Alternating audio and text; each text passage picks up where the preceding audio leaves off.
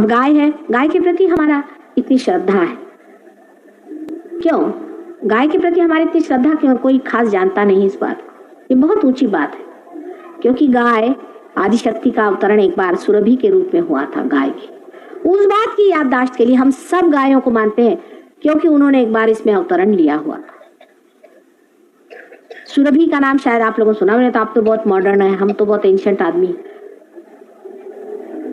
सुरभि नाम की एक गाय थी, उसने सबसे प्रथम 35 करोड़ देवता अपने अंदर बिठाकर आदिशक्ति का अवतरण गाय स्वरूप में हुआ था, इसीलिए हम गाय को देवता मानते हैं अब भी। दूसरी बात यह है कि भारतवर्ष की गायें घरों में बंधी रहती है, उसी का दूध हम पीते हैं, रोज माँ के जैसे उन्हें देखते हैं, इसलिए हम मानते हैं। पर इंग्लैंड की गाय बिल्कुल भैंस जैसे दिखती है, बिल्कुल भैंस, उसको किसी भी प्रकार से आप गाय नहीं कह सकते।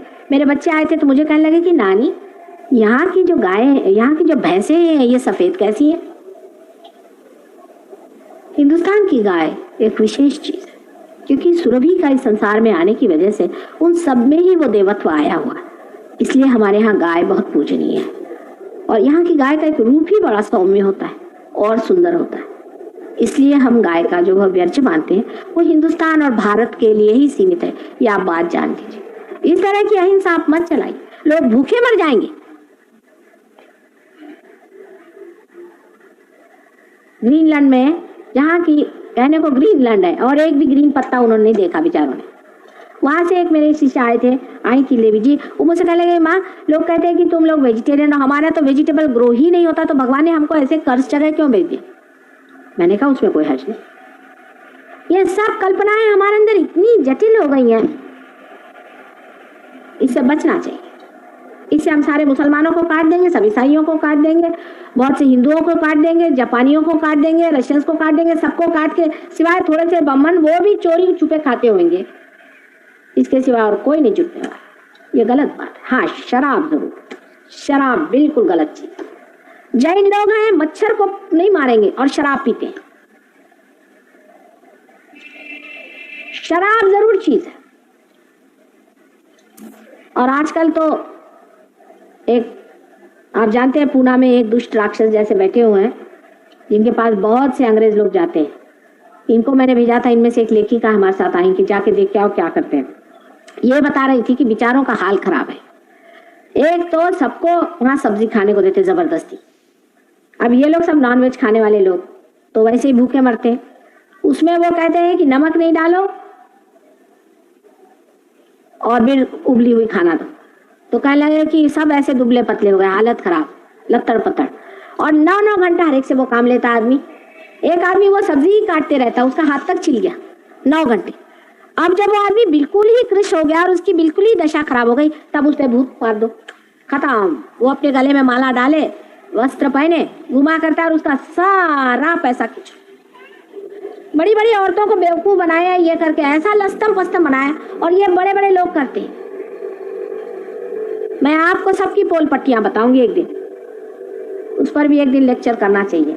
ये लोग जो अपने को बड़े भारी धर्मात्मा समझते हैं, अब लामा लोग आप सोचते हैं बड़े धर्मात्मा, मुझे आज तक एक नहीं मिला।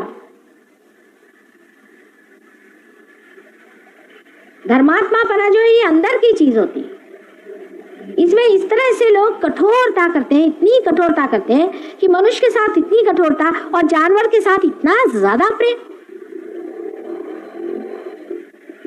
एक मनुष्य जो है हजारों योनियों में से गुजर के मनुष्य बनता है, उसके अंदर इतने चक्र बनते हैं, उसके पांव के धूल के बराबर भी हजारों जानवर नहीं होते।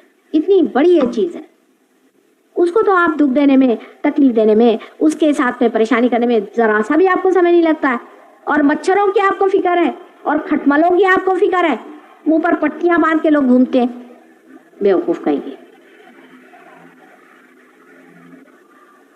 अपनी जिंदगी बर्बाद, दूसरों की जिंदगी बर्बाद, ये करने की क्या जरूरत है? हाँ, लेकिन अगर कोई आपको चीज खाना पसंद नहीं है, आप उसको नहीं पसंद करते, नहीं खाइए। आपको जो चीज पसंद है वो खाइए, जो आपको सूट करता है प्रकृति को वो खाइए, वो दूसरी बात है। लेकिन इसकी इतनी ज्यादा जबरदस्ती लोगों पे करना कि उनका खाना पीना हराम हो जाए, वो भूखे मरे, ये कौन सा बताए, कौन सी शराफत है? ये मैं कहती हूँ ये एक तरह का एग्रेशन ही है। हाँ, आपको पसंद नहीं है, आप नहीं खाइए, वो दूसरी बात होती, लेकिन जबरदस्ती आप किसी के पीछे पड़े रहे। सबका डिस्क्रिमिनेशन का पॉइंट होता है, और ये आपको विशुद्धि चक्र से पता लगता है। नीरक क्षीर विवेके तू, संस्कृत में एक श्लोक है कि नीरक क्षीर का विवेक जब होता है, जब पानी और दूध का फर्क आता है, तब हंस जो होता है वो सिर्फ दूध पी लेता है, और जो बका होता है, बगला होता है, उसकी समझ में नहीं आता, वो दूध भी पीता है, पानी भी पीता है, उसको समझ नहीं आता।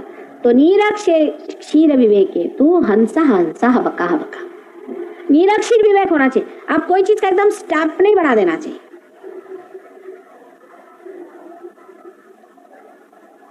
बुद्धि से आप समझ सकते हैं, थोड़ा नीर क्षीर करें। और सबसे बड़ी चीज है दया। आपस में मनुष्य में दया होनी चाहिए। दयालुता मनुष्य पे पहले करिए ना। और दया करने में भी लोग उपकार समझते हैं। अगर कोई मोटर में एक बार लिफ्ट दे दे तो सोचता है मेरा गुलाम हो जाए।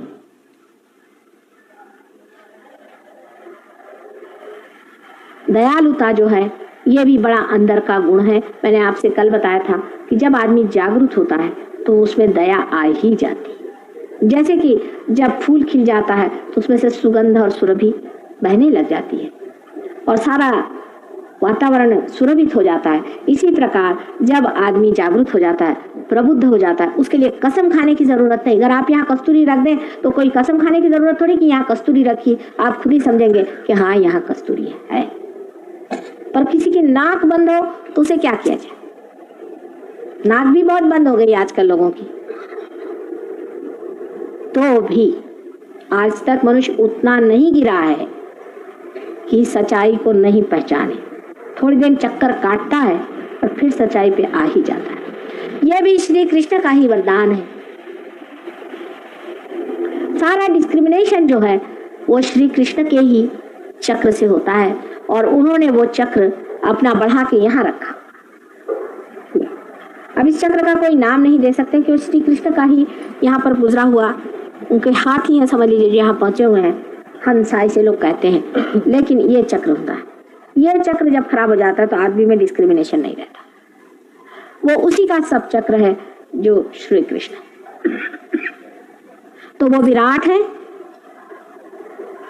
और वो लीलामय है, वो लीला करते हैं और हम उनके अंग प्रत्यंग हैं।